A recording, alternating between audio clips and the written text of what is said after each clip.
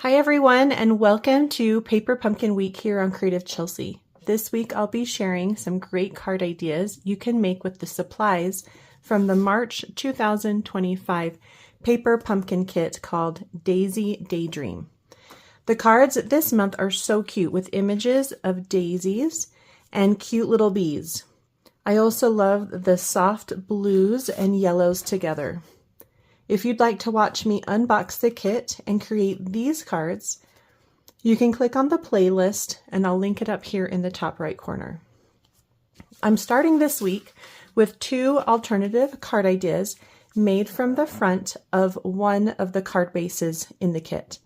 Both have a similar layout, but with a couple small changes, you get two different cards. I'm excited to share the little tips I used on these cards with you today. Each month I take the contents from the Paper Pumpkin kits and make alternative projects. My cards are easy to follow and can be made by both experienced or new paper crafters. You may need just a couple other products to complete them.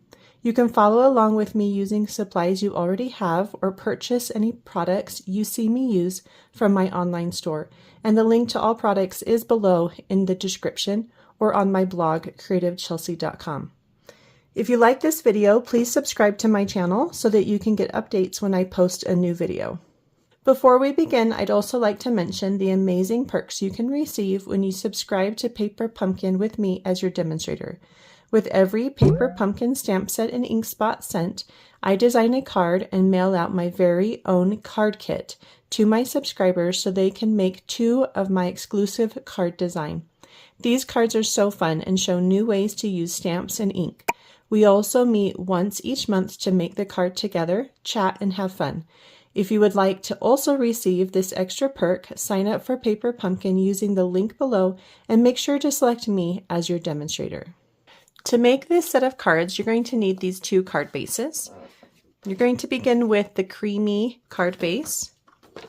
And I'm just going to go ahead and cut two pieces that are 4 inches.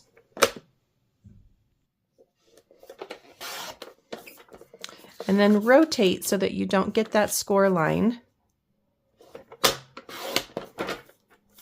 And then trim the sides to 5 1/4. So your final dimension on both is 4 inches by 5 1/4.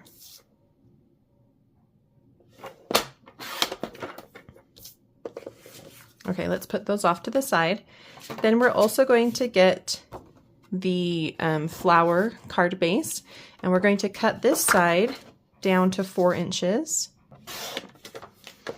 And then you're going to rotate, and there is a right side to this. So for this first card, you can see here that we have like 4 flowers. If we were to cut it about half, we have 4 flowers on top. And then if we flip it, the other side has just 2.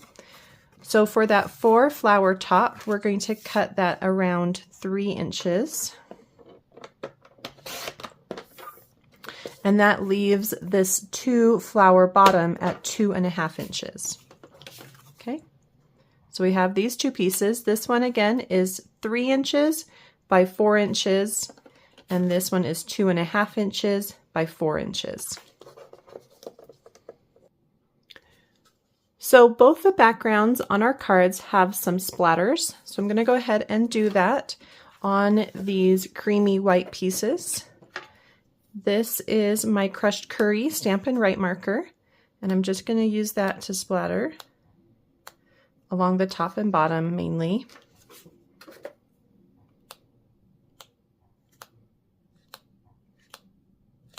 Okay, so you'll get something that looks like this.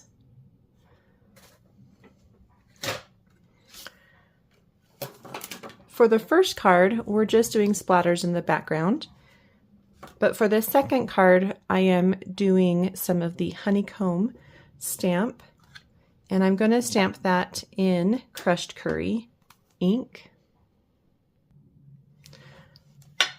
So I'm going to mainly focus along the top and bottom of this piece here. And if you want, you could do the same technique to the other card.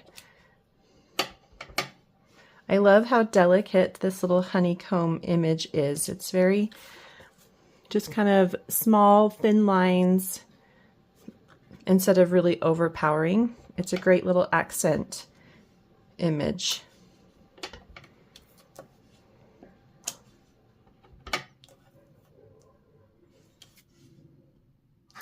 Okay.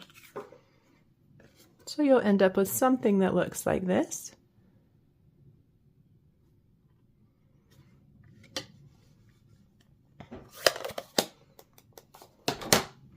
And we're able to add these to our card base. So the extra products you're going to need are some card bases, and I'm using just thick basic white cardstock. They're cut to your regular 5.5 by 8.5 and scored at 4 1/4. And then I also have some Mossy Meadow cardstock, and I'll go over the sizes with you in just a minute on those. So let's first add some of this to our card base. Let's do just the plain one first. This one just has the splatters, and that's just going to go right in the center of our card base.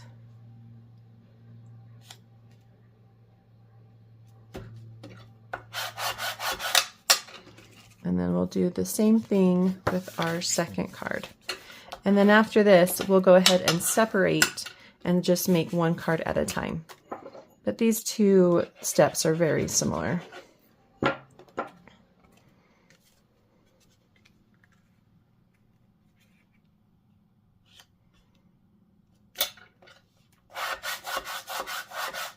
Okay, so we have our two card bases. This one just has splatters, and this one is splatters with stamps. This one we're using for card 2 today, so I'm going to put that one off to the side, and we're just going to work on this one now, and we'll complete card 1 first. So for card number 1, you're going to need another piece of cardstock. Again, I'm using Mossy Meadow, and this has been cut to 4 inches by 3.5 inches, giving us a little more space for our greeting. We are going to add the top piece. So this is the one with the 4 flowers, and it's 3 inches, and you're just going to add this directly to the Mossy Meadow. You'll want to leave a little border at the top.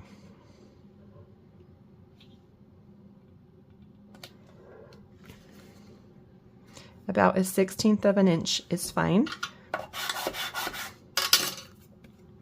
And it's going to meet, the edges are going to meet, and you'll have about 1/2 inch at the bottom, maybe a little less. On this bottom here, we are going to stamp and heat emboss our greeting. So if you have an embossing buddy, go ahead and do that first. Then you're going to take your Versamark and your greeting. And the greeting I'm going to use is the Enjoy Your Special Day. And you're going to ink it up with your Versamark ink and stamp it in this open space on the left side.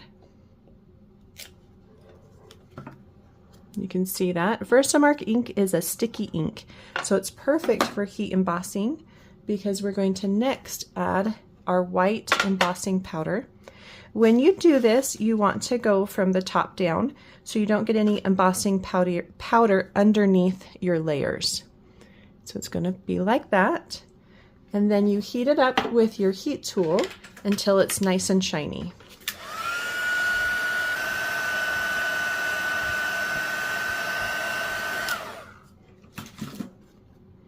I love heat embossing, especially on dark cardstock. I think it just looks so good.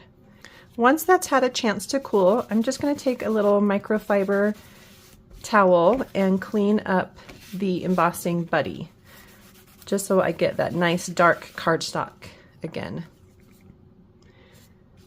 Before adding this to my card base, I do want to add a little bit of linen thread, and this roll is kind of coming off of my spool, so just got to be careful with it so it doesn't tangle up on me. Here we go. So we're going to wrap a little bit across the bottom here, so maybe about 5 inches. You can go a little bigger if you want. And then you're going to take some tear and tape and add that to the bottom here.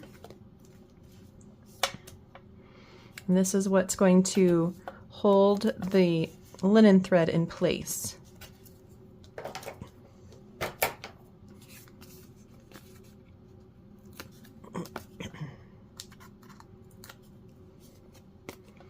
So with that 5 inches, take a little piece right where those 2 pieces of cardstock meet, put one end on the back, and then run it across that seam and put the other end on the other side.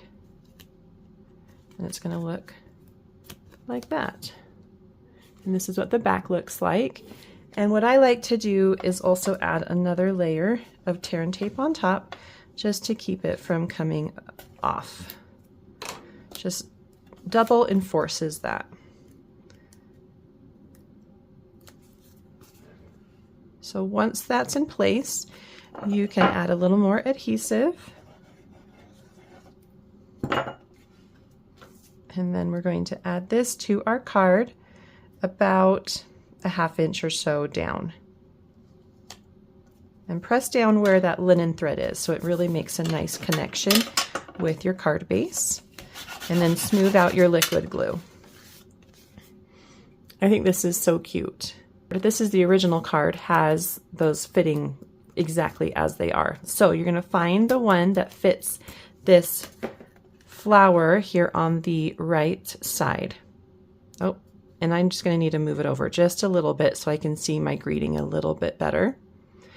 And we're going to add that die cut. But before we do, I'm going to tuck underneath a faux bow. So I like to use about 10 inches when I create a faux bow with linen thread. So I'm going to go ahead and pull some of that off of my spool, and then take some glue dots. I'm going to grab the bigger size. And right around where the center of that flower is, go ahead and add a glue dot there. And that is where we're going to adhere our faux bow. So put your ends together in the center, place your middle of your linen thread on the glue dot, and then you just wrap back and forth to create that bow shape. And if you need to add another glue dot or something to hold all that in place, you can. So from here you're going to add some glue dots, and I'm going to put them on the back of my flower, maybe a couple other places as well, because it's going to hopefully cover up my faux bow in the center.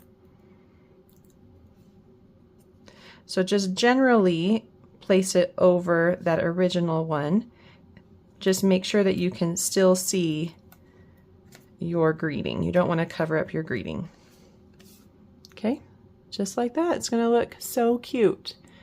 I love how it just comes together really nice and simply. We've got that beautiful greeting on that dark mossy meadow cardstock. I love it. So let's go over to card number 2. For this one, we're going to add the bottom piece, but we flip it upside down so it looks like the top of the flowers.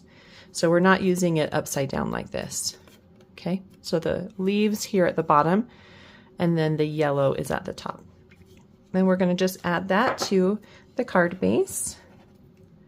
About a 1/2 inch. You could go a little lower if you wanted to, depending on how you want your card to look. Try to make it nice and straight across your card. We're also using some mossy meadow as an accent piece for this card. This piece is 1 inch by 4 1/4, and we are going to heat emboss this on the right side. So just like before, a little embossing buddy, and then your Versamark ink and your greeting. And I'm using "Thank you for always being there for me." And we want to stamp this close to that right side in the center of that inch strip. We'll add some white embossing powder. Tap off the excess and then heat that up as well.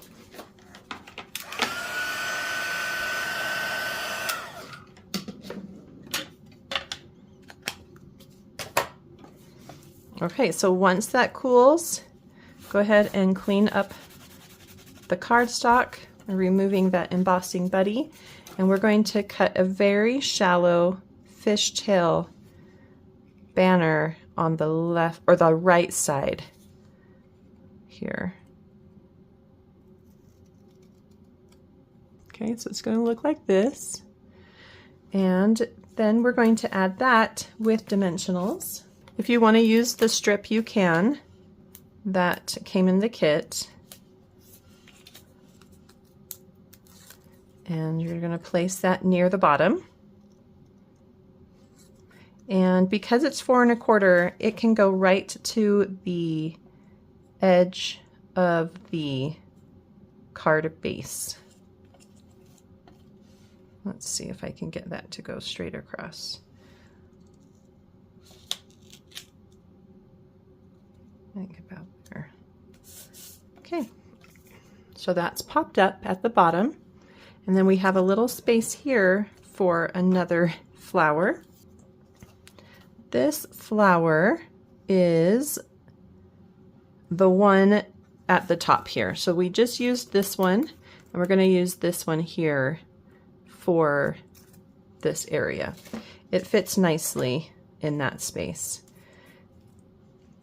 We are going to add a faux bow just like we did before. So I'm going to add just a glue dot about there. Get 10 inches of linen thread again.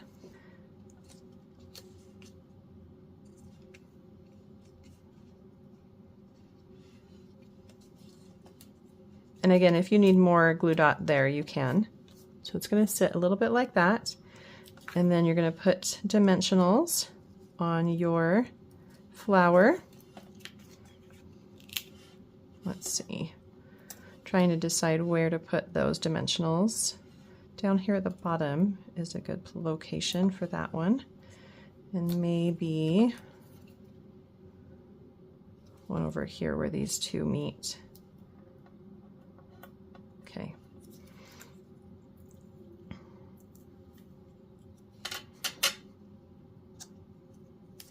Just like that. And that card's all done. Really quick, simple, beautiful cards, and you're able to get 2 cards from that one card base. Well, I hope you enjoyed watching me create these beautiful cards today. If you're interested in getting your own paper pumpkin subscription, please use the link below to subscribe. If you would like to see written instructions or close-up images on how I created these cards, you can visit my blog, creativechelsey.com. Thanks so much for watching. Have a creative day. Bye.